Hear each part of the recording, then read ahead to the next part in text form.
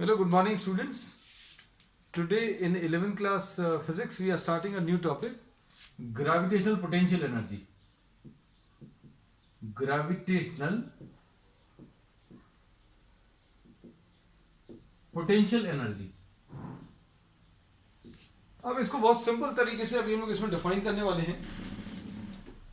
कोई दो ऑब्जेक्ट्स अगर दिए हुए हैं, सपोज ये कोई एक ऑब्जेक्ट है जिसका मास m है, ये एक ग्रेविटेशनल फील्ड क्रिएट करेगा. ग्रेविटेशनल फील्ड क्रिएट करेगा मतलब ये आसपास के मासेस के ऊपर कुछ फोर्स एक्सर्ट करेगा, है ना. तो इसके पास में अगर एक पॉइंट दिया हुआ है, ए पॉइंट या पी पॉइंट, इसको नाम दे दें. तो इस पॉइंट पर अगर कोई और मास अगर अभी हम लोग रखें, तो इस पॉइंट पर इसकी gravitational potential energy will be defined in terms of the work which is done in bringing this object from infinity. आप इसको infinity से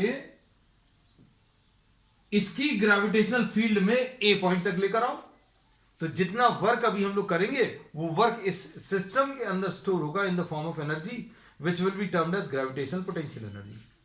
हम फिर से रिपीट कर रहे हैं. अगर आपको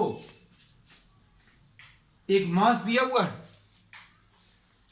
इस मास के चारों तरफ एक इसकी ग्रेविटेशनल फील्ड होगी.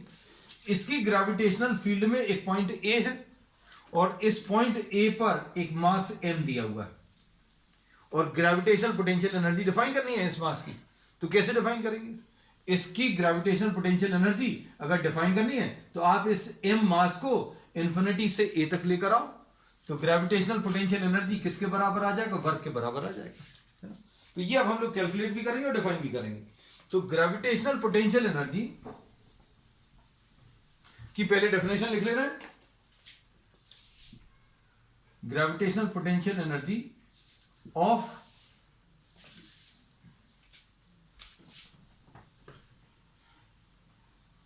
A body at a point in the gravitational field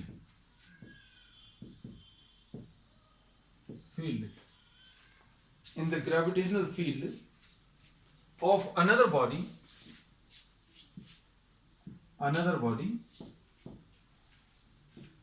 is defined as the work done in bringing the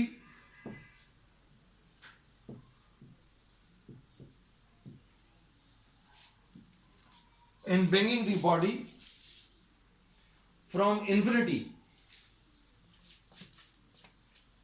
इसको given body to the given point.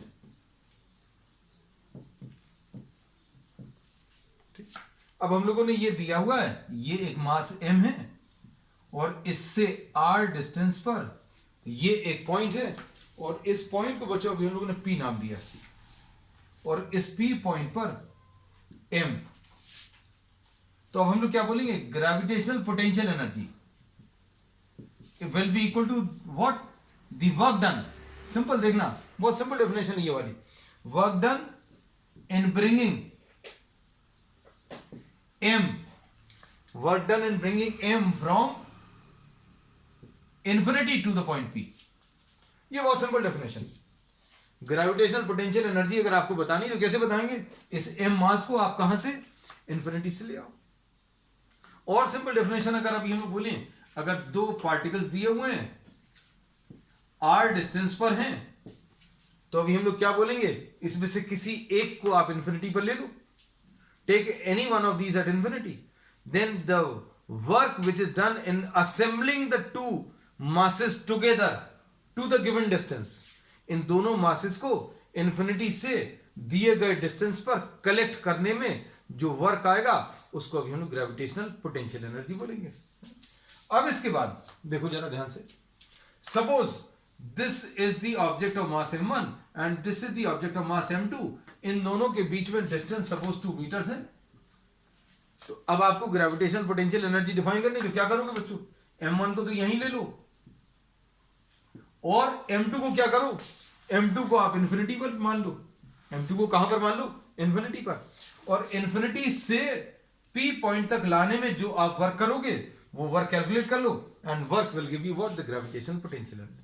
ये सिंपल डेफिनेशन है। सो ग्रेविटेशनल पोटेंशियल एनर्जी अगर calculate करना है तो कैसे calculate करेंगे? एक मास को यहीं पर, ये सपोज दो मासेस हैं, अब इसने एक ग्रेविटेशनल फील्ड क्रिएट करी, अब हम लोग क्या करेंगे, इसको इन्फिनिटी पर ले जाएंगे, इन्फिनिटी से फिर इसको दिए गए डिस्टेंस तक लेकर आएंगे, जो भी वर्क अभी हमें करना पड़ेगा इन्फिनिटी से यहां तक लाने में वो वर्क कैलकुलेट कर लेंगे, और work will give you what, the gravitational potential energy of this two particle system. तो अब हम लोग कैलकुलेशंस करके बताएंगे। अब हम लोग दो पार्टिकल्स नहीं लेंगे बच्चों, हमारे काम का है gravitational potential energy of any object in the earth's gravitational field. हम लोग किसी एक ऑब्जेक्ट को अर्थ की ग्रेविटेशनल फील्ड में रखेंगे, है ना।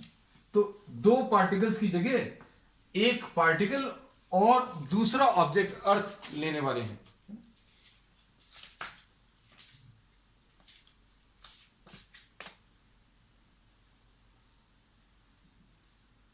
Suppose this is the earth. Mass of the earth me, ठीक। उसके बाद रेडियस ऑफ द अर्थ, ये me, radius of the earth re,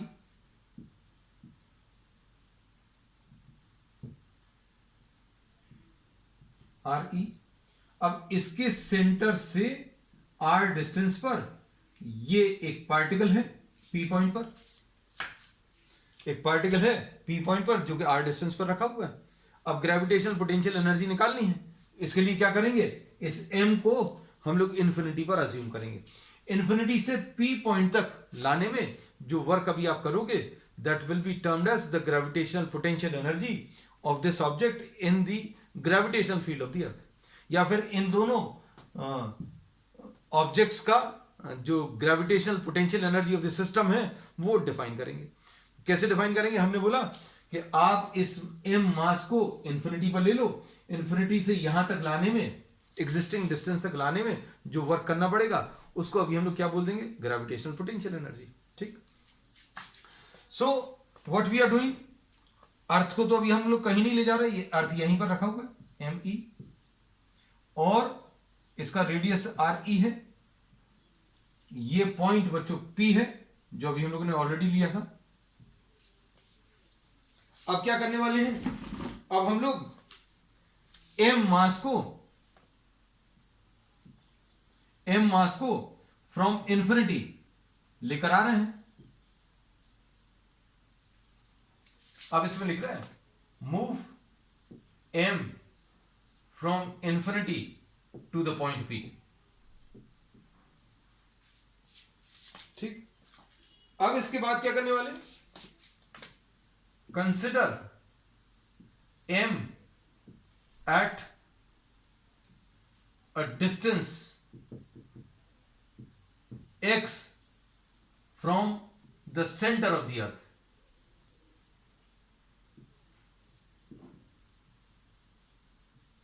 अब हम लोगों ने क्या किया बच्चों,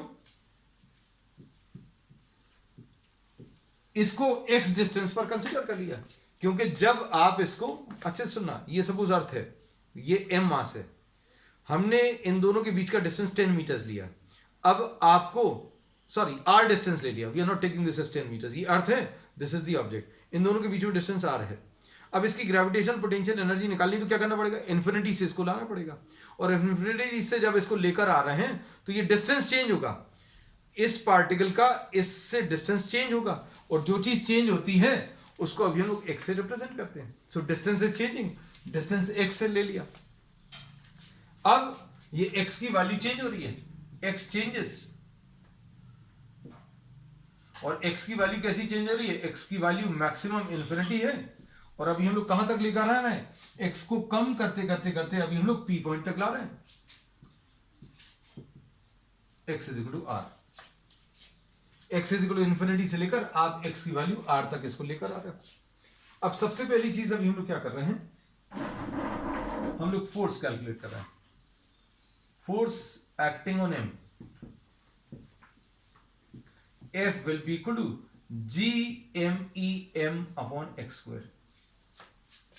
जब आप इसको इन्फिनिटी से लेकर आ रहे हो तो क्या होगा, इस पॉइंट पर हम लोगों ने क्या कैलकुलेट किया, फोर्स कैलकुलेट किया। अब जब इसको पास में लेकर आएंगे, जैसे जैसे आप इसको पास में लेकर आओगे तो क्या होगा, डिस्टेंस चेंज होगा। वर्क अगर कैलकुलेट करना है तो वर्क कैलकुलेट करने में force into distance directly use नहीं कर सकते। क्यों नहीं यूज कर सकते, क्योंकि जैसे जैसे ऑब्जेक्ट पास में आएगा डिस्टेंस चेंज होगा, और डिस्टेंस चेंज होगा मतलब फोर्स चेंज होगा। मतलब F is a variable force. F क्या है बच्चों, एक वेरिएबल फोर्स है। तो अब हम लोग क्या करेंगे, इसका क्या सोल्यूशन है, हम लोग एक छोटा सा डिस्टेंस ले रहे हैं। Suppose this small distance is dx, move m by a small distance dx. Work done for the small displacement,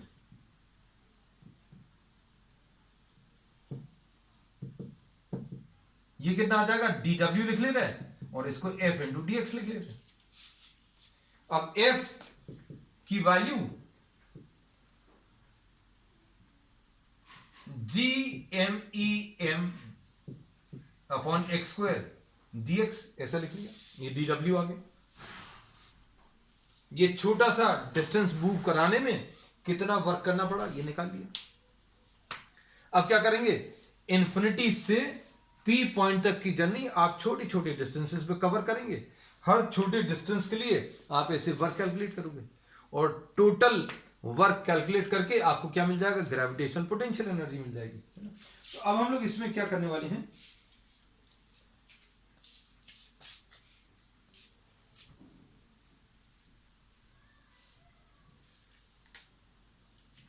total work done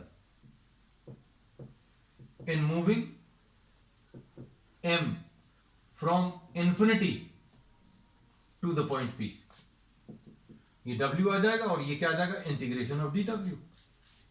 integration of dw मतलब कितना आ जाएगा, integration of G M E M upon X square dx, ऐसा कुछ आ जाएगा। और इसमें x की वैल्यू कहां से कहां तक चेंज होगी, अब since you are moving this from infinity तो x की मैक्सिमम वैल्यू इन्फिनिटी आ जाएगी, और कहां तक चला रहे हो आप इसको, x की वैल्यू r तक चला रहे हो, तो x की वैल्यू इन्फिनिटी से लेकर r तक के कैलकुलेशंस, है ना। तो ग्रेविटेशनल पोटेंशियल एनर्जी की डेफिनेशन बहुत इंपॉर्टेंट है, क्या कि आपको अगर ये दो ऑब्जेक्ट्स r डिस्टेंस पर दिए हैं तो gravitational potential energy of this two particle system कैसे निकालेंगे, इसको इन्फिनिटी पर ले लो, इन्फिनिटी से यहां तक लेकर आओ एग्जिस्टिंग डिस्टेंस तक, जो वर्क करना पड़े वो वर्क कैलकुलेट कर लो, and that work will be equal to what, gravitational potential energy. और अभी हम लोगों ने क्या बोला, इन्फिनिटी से यहां तक लाने में अब हम लोगों ने एक वेरिएबल डिस्टेंस ले लिया, क्योंकि डिस्टेंस चेंज होगा जैसे जैसे आप इस ऑब्जेक्ट को पास में लाओगे, जैसे जैसे इस ऑब्जेक्ट को पास में लाओगे एक्स डिस्टेंस चेंज होगा, और इस डिस्टेंस को हमने एक्स बता दिया, एक्स बताया, फोर्स निकाला G M E M upon X square, और फिर एक छोटा सा डिस्प्लेसमेंट लिया। छोटा सा डिस्प्लेसमेंट क्यों लिया, क्योंकि इस छोटे से डिस्प्लेसमेंट के लिए हम लोग x को या फोर्स को कांस्टेंट मान सकते हैं, ऐसा भी हम लोग असम्पशन पोटेंशियल के कैलकुलेशन में भी किया था, है ना? तो अब हम लोग क्या बोलेंगे, work done for this small displacement f into d x, f की वैल्यू रख ली। अब इसके बाद इसको इंटीग्रेट कर लो, you will get the total work done, और एक बार टोटल वर्क डन आ गया तो क्या मिल जाएगा, पोटेंशियल एनर्जी मिल जाएगी। तो देखो इसको रब कर देना बच्चों, इस डायग्राम को,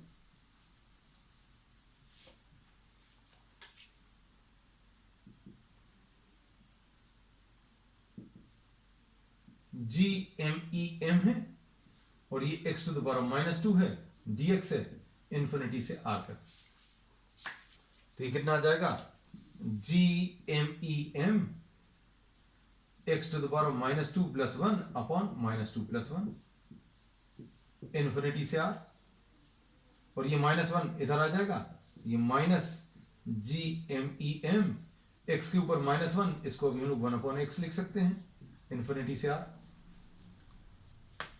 अब इसके बाद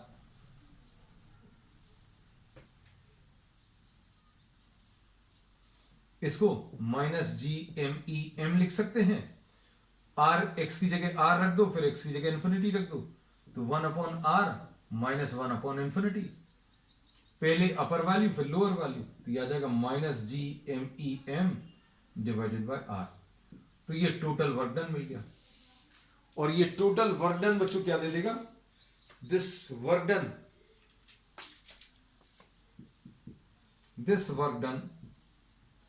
gets stored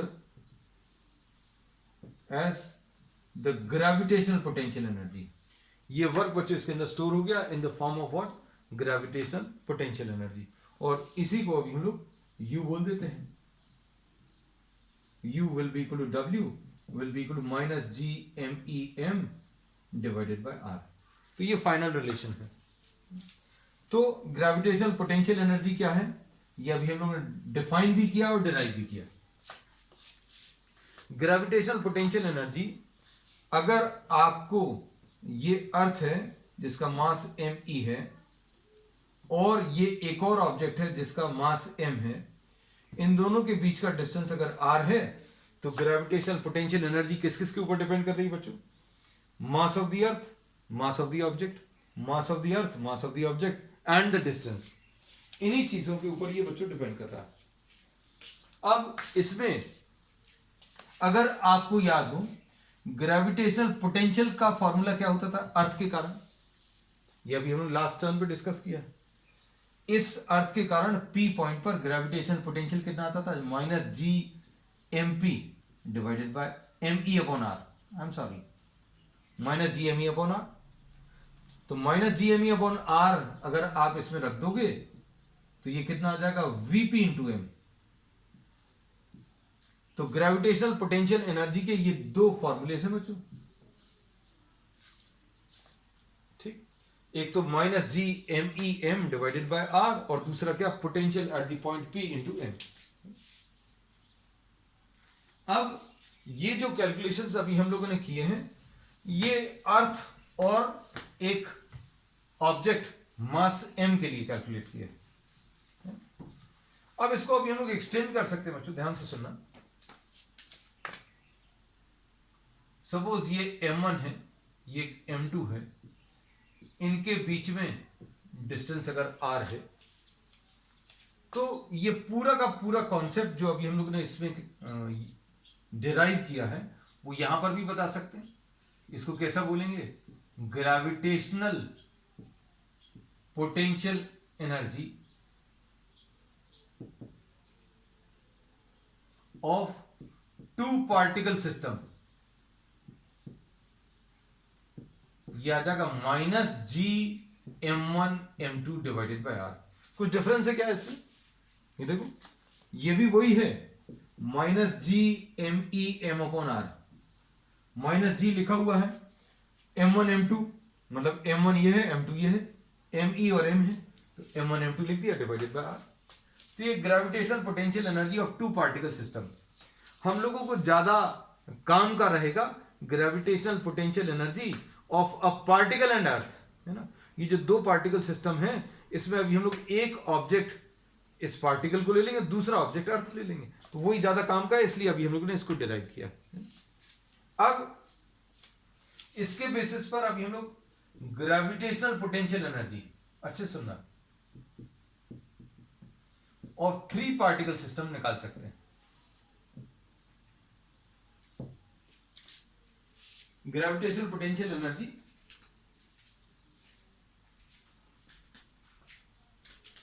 of a three particle system. Suppose ये m1 है, ये m2 है और ये m3 है, और इन दोनों के बीच का डिस्टेंस r12 है, इन दोनों के बीच का डिस्टेंस r23 है, इन दोनों के बीच का डिस्टेंस r13 है। तो हम लोग क्या बोलेंगे? ग्रेविटेशनल पोटेंशियल एनर्जी अगर आपको थ्री पार्टिकल्स की निकालनी है तो आप दो दो पार्टिकल्स का निकाल लो। Potential energy of 1 and 2, potential energy of 2 and 3 निकाल लो, पोटेंशियल एनर्जी ऑफ 1 and 3 निकाल लो, बस सॉल्व कर लो।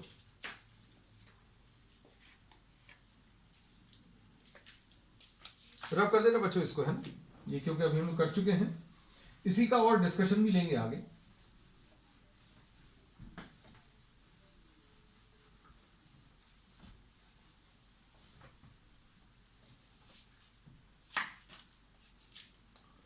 u की वैल्यू u12, इन दोनों का अगर निकालना तो कैसे निकालेंगे, minus G m1 m2 divided by r12,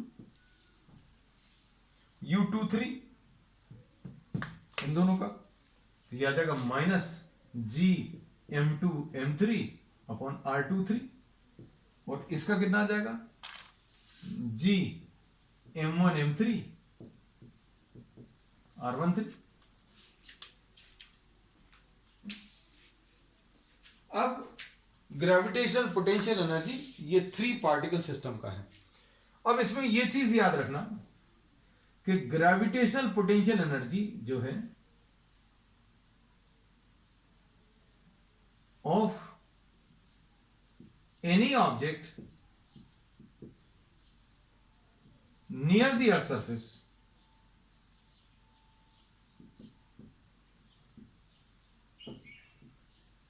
minus G M E M upon R होता है। इसमें ग्रेविटेशनल पोटेंशियल एनर्जी बच्चों कैसी आई है, नेगेटिव आई है। ग्रेविटेशनल पोटेंशियल एनर्जी क्या आई है, नेगेटिव।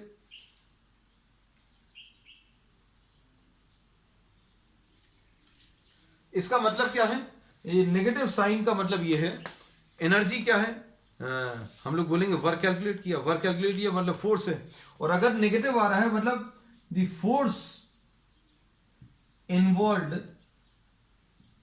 is attractive।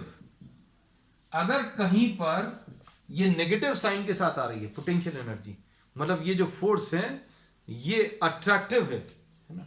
अब इसका मतलब क्या है, इसका एक स्पेशल मतलब है, अगर ये एम ई है और ये एम है, आपको अगर इस सिस्टम की ग्रेविटेशनल पोटेंशियल एनर्जी निकालनी है तो अब हम लोग क्या बोलते हैं बच्चों, ये अगर डिस्टेंस r है, ग्रेविटेशनल पोटेंशियल एनर्जी कैसे डिफाइन करी थी, हम लोगों ने बोला था आप इसको इन्फिनिटी पर ले लो, this particle was assumed to be at infinity.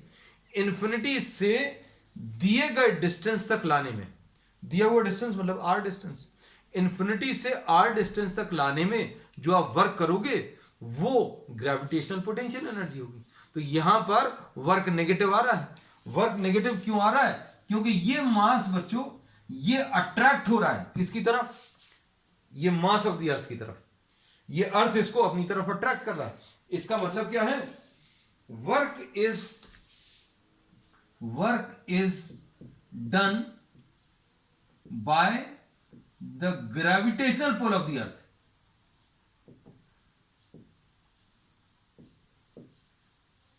मतलब क्या हो रहा है, अर्थ इसको अपनी तरफ पुल कर रहा है। अभी कई बार तो अभी हम लोग ऐसा कहते हैं, अगर आप इसको दूर लेकर जा रहे हो, आप अर्थ से अगर दूर लेकर जा रहे हो तो अर्थ इसको अपनी तरफ खींच रहा है, हमें इसके अगेंस्ट वर्क करना पड़ेगा। अर्थ इसको अपनी तरफ पुल कर रहा है और हम लोग क्या कर रहे हैं, इसको दूर ले जा रहे हैं। अर्थ इसको अपनी तरफ पुल कर रहा है और इसको भी हम लोग दूर लेकर जा रहे हैं। अब इसको अगर आप इन्फिनिटी से अर्थ की तरफ लाओगे तो क्या होगा, अर्थ इसको अपनी तरफ पुल कर रहा है and work will be done by the gravitational pull of the earth, इसलिए ये नेगेटिव आ रहा है। तो ये नेगेटिव साइन कहीं और पर भी आ जाए, किसी और सिस्टम की पोटेंशियल एनर्जी अगर आप कैलकुलेट कर रहे हैं और वो पोटेंशियल एनर्जी अगर नेगेटिव आ जाए, मतलब system itself is doing the work, मतलब आपको बाहर से वर्क नहीं करना है, एक्स्ट्रा वर्क नहीं करना उसको लाने के लिए। आप देखोगे the system itself is doing the work and the two masses are assembling together. तो ये मास जो है this is moving under the effect of the gravitational pull of the earth, earth इसको अपनी तरफ पुल कर रहा है। ठीक, नेगेटिव साइन का ये मतलब है। अब इसमें दूसरा मतलब एक और है,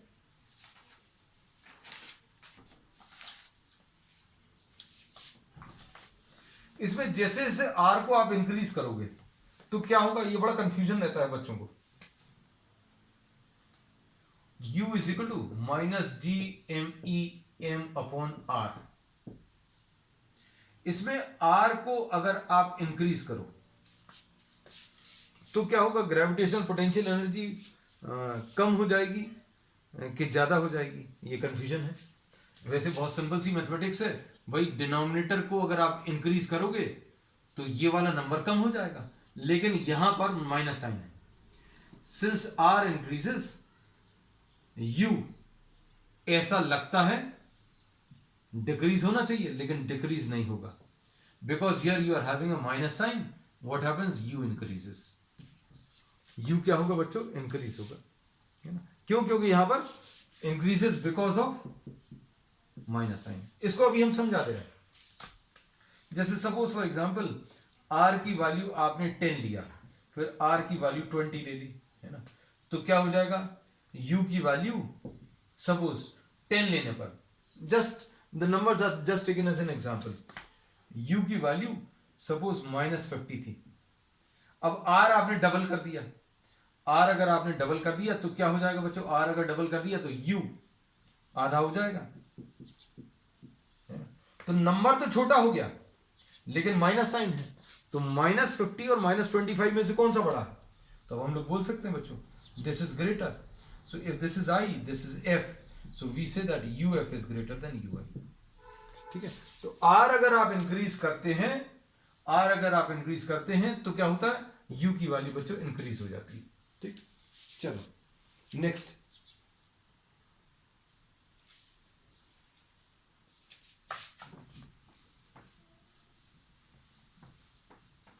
अब ये जो टॉपिक अभी हम लोगों ने पढ़ा था, अब इसके बेसिस पर अब हम लोग एक बहुत बहुत इंपॉर्टेंट चीज करने वाले हैं।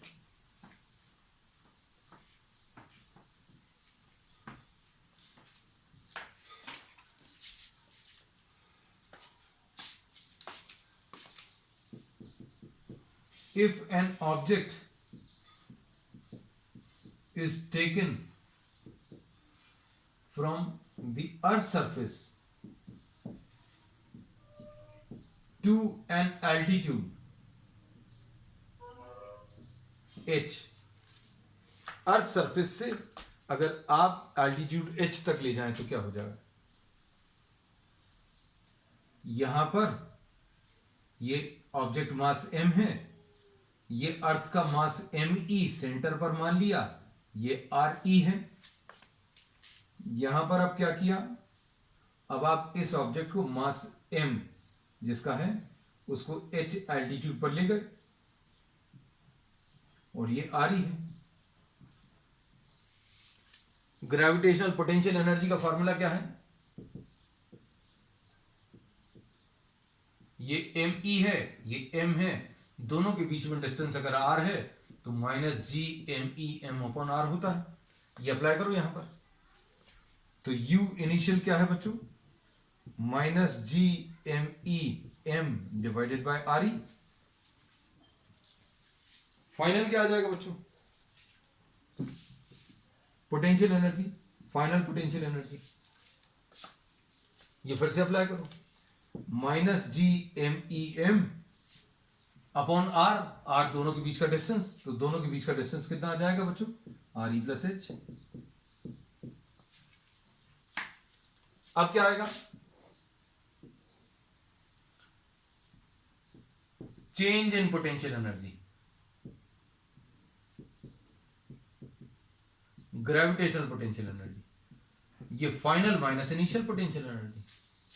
फाइनल पोटेंशियल एनर्जी में से इनिशियल पोटेंशियल एनर्जी माइनस कर दो, तो क्या आ जाएगा बच्चों,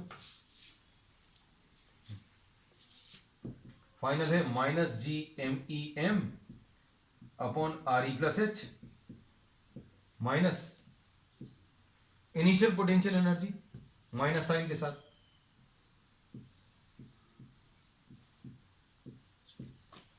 माइनस और माइनस मिलके प्लस हो जाएगा, GME m कॉमन आ जाएगा, प्लस साइन के साथ ये 1/re बचेगा, यहां पर क्या बचेगा, 1/re प्लस h। अब डेल्टा यू कितना आ जाएगा, GME m re plus h minus re upon re into re plus h, ऐसा कुछ आएगा। अब ये देखो डेल्टा यू यहां पर लिख ले रहे, जी एम ई एम है और ये एच है और यहां पर आर ई है बच्चों, और इसमें से आर ई और कॉमन ले लें। ये देखो आर ई कॉमन ले लो, यहां से आर ई कॉमन लेने पर क्या बचेगा अंदर, 1 प्लस एच अपॉन आर ई।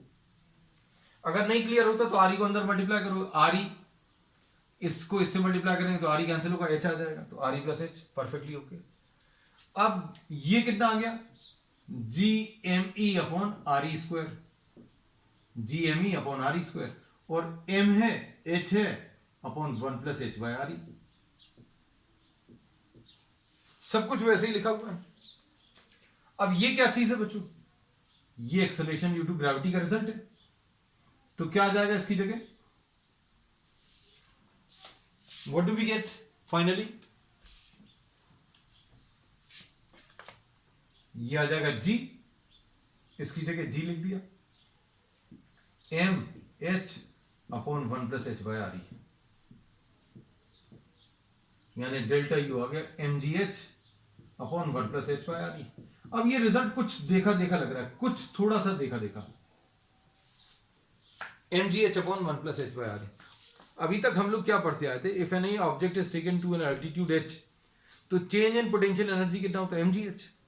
लेकिन अब एम जी एच नहीं आ रहा, M G H upon 1 plus H by R E. तो क्या गड़बड़ है, जो पहले पढ़ा था वो गड़बड़ था या ये गड़बड़ है? तो दोनों बच्चों अपने हिसाब से सही हैं। हम लोग जो छोटी क्लासेस में पढ़ते थे, we were taking objects to an altitude of 10 meters 20 meters, कम एल्टीट्यूड तक ले जाते थे, और हम लोग ऐसा अज्यूम करते थे कि जी की वैल्यू कांस्टेंट है। But now in this chapter in 11th class we have studied कि जैसे जैसे आप ऊपर जाओगे तो एच की वैल्यू चेंज होगी, और एच चेंज होगा तो जी भी चेंज होगा। So this formula is derived based on the consideration of variation of g with h। g जो है h के साथ साथ चेंज होगा, उसको ध्यान में रखते हुए हम लोगों ने ये रिलेशन डिराइव किया है। अब छोटी क्लासेस वाला केस अगर पढ़ना है तो अभी हम लोग क्या बोलेंगे इसमें, देखो आप h बहुत छोटा रहता था, h अगर बहुत छोटा है तो क्या बोलोगे, delta U M G H आ जाएगा अपॉन 1 प्लस ये 0 आ जाएगा, तो एम जी एच आ जाएगा, वही रिलेशन है। लेकिन अगर आपने एच, तो ये बच्चों ये क्या है, ये अप्रोक्सीमेशन है, और ये किसके लिए, true only for small values of H. ये जो छोटी क्लासेस में अभी लोग पढ़ते थे वो कहां पर सही है, वो सिर्फ छोटी वैल्यूज ऑफ एच के लिए पॉसिबल है। अब क्या बोलते हैं, अब ये एग्जैक्ट फॉर्मूला है, M G H upon 1 plus H by R E. ठीक है, जैसे एग्जांपल के लिए एक क्वेश्चन आपको ऐसा आता है कि suppose any object is taken to an altitude R E, आप कितने ऊपर ले गए, आर ई ऊपर ले गए, कितने ऊपर, 6400 किलोमीटर, कितना चेंज इन पोटेंशियल एनर्जी आएगा, बच्चे तुरंत दिमाग लगाते हैं एम जी एच है ना, तो आंसर इसका एम जी आर ई आ जाएगा, ऐसा लगता है, but this is not correct. If H is equal to R E, if H is equal to R E, तो डेल्टा यू कितना आ जाएगा, M G R E upon 1 plus R E upon R E, तो ये कितना आ जाएगा, M G R E by 2। So the correct answer in this case will be M G R E by 2। तो बच्चों आज के लिए इतना ही, we will continue with the remaining topics on the next one. That's all for today.